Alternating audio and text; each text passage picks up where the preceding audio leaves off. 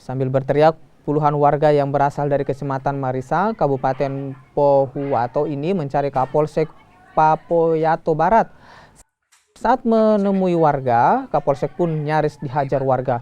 Banyaknya warga yang datang membuat anggota Polsek tak bisa berbuat banyak. Yang piket sekarang siapa? Ada orang?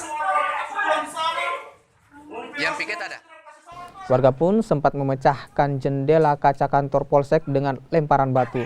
Kabid Humas Polda Gorontalo mengakui kejadian ini berawal ketika anggota Polsek Popayato Barat menghentikan sebuah mobil yang bermuatan BBM jenis solar pada hari Senin lalu. Pemilik BBM tak bisa menunjukkan dokumen resmi sehingga aparat kepolisian pun mengamankan BBM tersebut di Polsek setempat.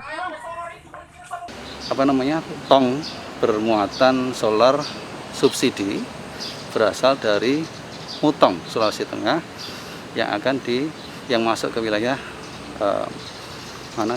Pohuwato.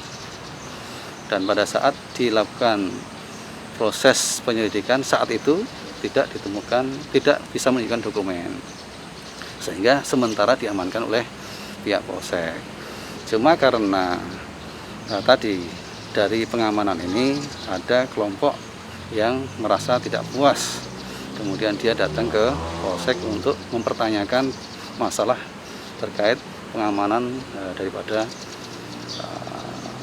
subsidi BBM solar ini yang diamankan oleh Polsek.